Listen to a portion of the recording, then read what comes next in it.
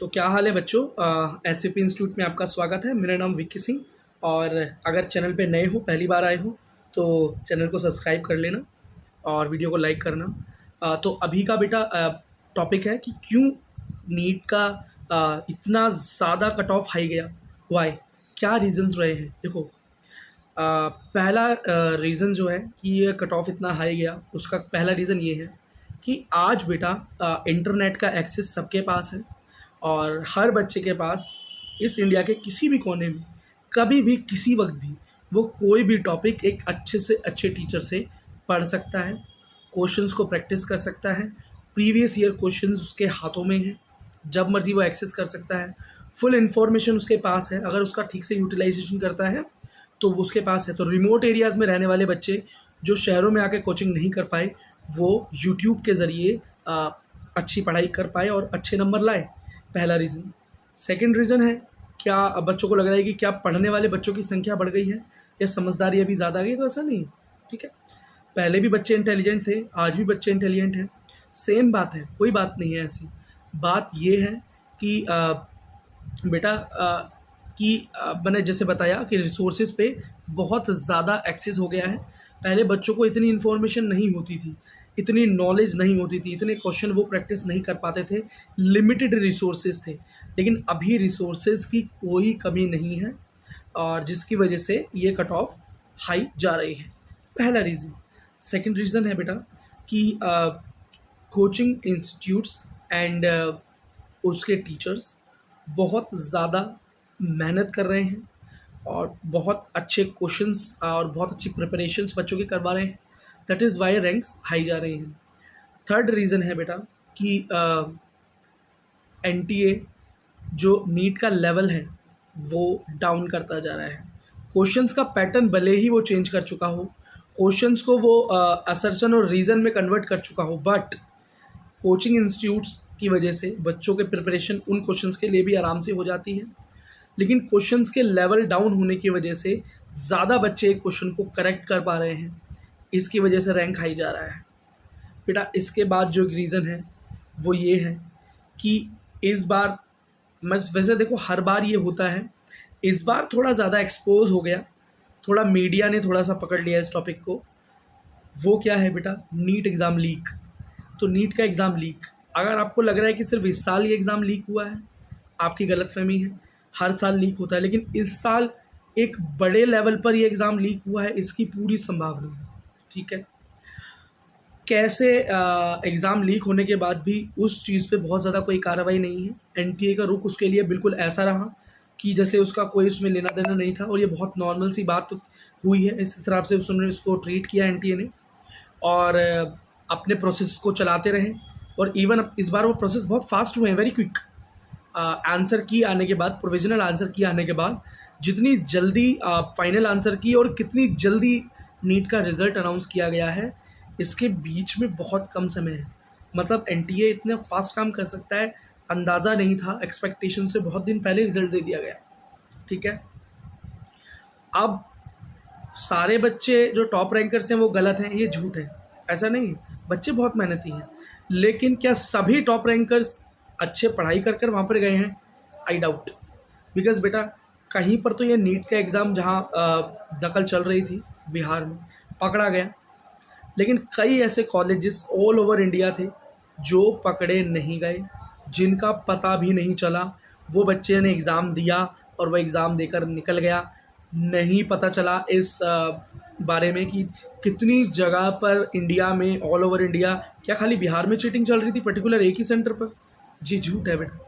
अब कितने सेंटर्स पर ऑल इंडिया कितनी जगह पर ये चीटिंग हुई, आपको इसका अंदाज़ा नहीं। ठीक है, और बेटा इसकी पूरी जिम्मेदारी सुप्रीम कोर्ट की बनती है। सुप्रीम कोर्ट के पास ये मसला गया था, तो उनको से इस तरह से एंटरटेन करना था कि बच्चों की लाइफ का सवाल है।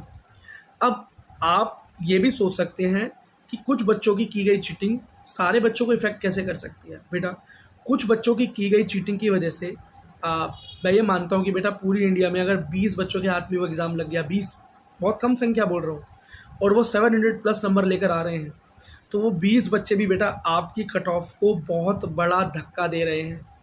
ठीक है, तो जब वो इतना बड़ा धक्का उन्होंने दिया तो ये नीट की जो कट ऑफ के अंदर इतना ज़्यादा इजाफा हुआ है कि क्वालिफाइंग कट ऑफ भी बढ़ी।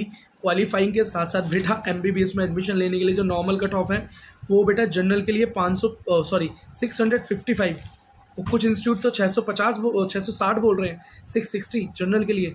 तो आप सोच सकते हो कि हद हो गई क्या। 660 नंबर स्कोर करके भी कोई बच्चा ये सोचेगा कि मुझे एडमिशन मिलेगा नहीं मिलेगा, वो भी किसी भी मेडिकल कॉलेज में, एक अच्छा मेडिकल कॉलेज भी डिजर्व नहीं करता वो। तो कहीं ना कहीं बेटा ये पेपर लीक छोटा सा मामला लगता होगा किसी को, पर ये छोटा मामला नहीं है। बड़े इंस्टीट्यूट्स इसके लिए बहुत ज़्यादा आवाज़ नहीं उठा रहे हैं, बिकॉज़ उनके पास भाई टॉपर्स हैं इस बार। किसी के पास 2 टॉपर हैं, किसी के पास 3 टॉपर हैं, कोई 4 टॉपर क्लेम कर रहा है। तो अब वो इस चीज़ की कंपटीशन में लगे हुए हैं कि किसके पास कितने टॉपर्स हैं। उनको इस चीज़ से अब मतलब ही नहीं है कि क्या हुआ है इतनी हाई रैंक होने की वजह से। उनके पास टॉप रैंकर हैं तो नेक्स्ट ईयर के लिए, नेक्स्ट सेशन के लिए उनके पास एक अच्छा एडवर्टीजमेंट होल्डिंग बन गया और सेलिंग प्राइस, सेलिंग पॉइंट कह सकते हो कि भैया उनके पास टॉप रैंकर बनाया उन्होंने, नंबर 1 कैंडिडेट बना दिया, 720 नंबर वाले कैंडिडेट बना दिए, दैट्स इट। यही उनका फाइनल गोल रहा। लेकिन इतना कट ऑफ हाई गया, नीट लीक की दिक्कत थी। क्यों एनटीए ने 2 बार रजिस्ट्रेशंस करवाए। लास्ट टाइम आपको पता होगा एग्ज़ाम से थोड़े ही दिन पहले एनटीए ने दोबारा से रजिस्ट्रेशन पोर्टल खोले। क्यों खोले, क्या मजबूरी थी ऐसी, कौन सी ऐसा फीडबैक आ रहा था बच्चों का कि इतने लाखों बच्चे रह गए हैं जो रजिस्ट्रेशन नहीं करा पाए। मुझे जितने बच्चे आप वीडियो देखने वाले हो बच्चा, आप बताओ कि आपने वो रजिस्ट्रेशन पहले बारी में ही कर दिया था क्या, या आपने भी वो लास्ट बारी में आके किया था, ठीक है। और कितने ही बच्चों ने वो किया होगा। तो क्यों उस पोर्टल को दोबारा खोला गया, कौन वो बच्चे थे जिनको दोबारा रजिस्टर कराया गया, कुछ नहीं पता, वो सब मिक्स हो चुके हैं इस टाइम। तो ये एक नाइंसाफ़ी हुई है। अगर कट ऑफ इतना ही हाई जाता रहा तो ये लाखों लाख बच्चे जो तैयारी करते हैं, जो 600 तक पहुंच रहे हैं, 550 तक पहुंच रहे हैं, क्या इसमें मेहनत नहीं लगती क्या बेटा।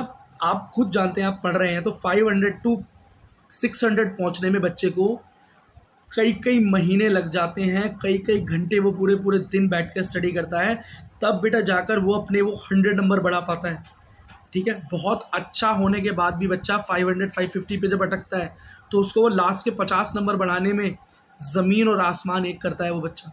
लेकिन आज वो 660 या 650 मार्क्स, 650 मार्क्स, 655 मार्क्स आप कट ऑफ जो हो रहा है वो कट ऑफ लाना पड़ेगा। क्या सिर्फ 60-70 नंबर ही कम ला सकते हैं आप टोटल मार्क्स से? इतना कट ऑफ जा रहा है तो इस चीज़ पर ध्यान देना होगा। या तो एनटीए को सीरियस होकर क्वेश्चंस का लेवल बढ़ाना होगा, या इस धांधलेबाजी को बीच में बंद करना होगा, बिकॉज़ ये हो रहा है और ये बच्चों की ज़िंदगी के साथ खिलवाड़ है, ठीक है। अब क्या करें, अब तो देखो कुछ हो नहीं सकता। तो इसी रिज़ल्ट के साथ बेटा आपको मूव ऑन करना है आगे। अगर आप कट ऑफ्स के अंदर आ रहे हैं तो काउंसलिंग के लिए जाएं, नहीं आ पा रहे हैं तो बेटा अपने दिल की सुने, और आपको लगता है कि आप इतना हाई कट ऑफ स्कोर कर पाएंगे नेक्स्ट टाइम, तो आप बेटा फिर तैयारी में जुट जाएं, एक दिन भी वेस्ट ना करें। और अगर आपको लगता है कि नहीं एमबीबीएस या नीट एग्ज़ाम आपके लिए नहीं है, आप नहीं कर पा रहे हैं, बहुत आपने कोशिश कर ली है, तो प्लीज़ बेटा इस फील्ड को छोड़ दें। ऐसा नहीं है कि सिर्फ यही फील्ड है जो आपकी लाइफ को बनाने वाली है। एग्ज़ाम्पल्स भरे पड़े हैं उन टीचर्स के जो कि फेल्ड थे, नीट नहीं कर पाए, या एआईटी नहीं कर पाए, आईआईटी नहीं जा पाए, एनआईटी नहीं जा पाए, पर फिर भी आज वो सक्सेसफुल हैं, अच्छे टीचर्स हैं, अच्छे एंटरप्रेन्योर हैं, अच्छे बिजनेसमैन हैं, या कहीं और अपना करियर बना चुके हैं। आईआईटीएन होने के बाद भी या तो एक्टर हैं या टीचर हैं, ठीक है, या मॉडल हैं, बहुत अलग अलग काम है। आप अपने टैलेंट पे काम कर सकते हैं। या आप जो, अगर आपने देखो एक पूरा साल पढ़ाई की, आपने डॉक्टर बनने का सपना देखा, आपने अपने आप को इमेजिन किया एक डॉक्टर होने के लिए, मैं समझ सकता हूँ आपका क्या दुख है, लेकिन बेटा रियलिटी को एक्सेप्ट करना भी आपका ही है। देखो टाइम लगेगा, मैं नहीं कह रहा कि अभी आप बिल्कुल शांत हो जाएं, या अभी आप अगली ऑप्शंस के लिए सोचें। अपने आप को टाइम दें, 1 दिन 2 दिन आराम से बैठें, सोचें। अपने पेरेंट्स को ये बात ज़रूर बता दें, बिकॉज़ आपके दोस्त भी आपकी इतनी हेल्प नहीं कर सकते बेटा जितनी पेरेंट्स कर सकते हैं। कुछ देर के लिए वो गुस्सा होंगे, लेकिन इन दी एंड वही आपके साथी हैं। उनसे डिस्कस करें, अपने बेस्ट फ्रेंड से डिस्कस करें और शांत रहें, ठीक है। चिंता ना करें, क्योंकि ये आपकी ज़िंदगी का एंड नहीं है। हाँ, ये एक जर्नी का एंड ज़रूर है, लेकिन ये आपकी ज़िंदगी के का एंड नहीं है, ठीक है? चलो, इसके लिए हम कभी और बात करेंगे इस चीज़ के लिए। तो ये रीज़न्स थे जिसकी वजह से मुझे लगता है कि कट ऑफ जो है हाई गया। बाकी और क्या रीज़न्स हो सकते हैं, आप मुझे कमेंट सेक्शन में बताएँ, और कितने मार्क्स आपके आ रहे हैं वो भी मुझे कमेंट सेक्शन में ज़रूर बताएँ। और पीडब्ल्यूडी वाले बच्चे, अगर आप अपनी कट ऑफ रैंक के अंदर हैं तो चिंता ना करें, आपको एडमिशन मिल जाएगा। तो वीडियो को लाइक करें अगर आपको पसंद आई हो तो, और सब्सक्राइब करें बेटा चैनल को, बिकॉज़ एजुकेशन से रिलेटेड खाली नीट नहीं, आईआईटी, जेईई, और अगर आप आगे जाके आईपीएस या मतलब आईएएस ऑफिसर बनना चाहते हैं तो उसके लिए भी हम मदद करते हैं बच्चों की। और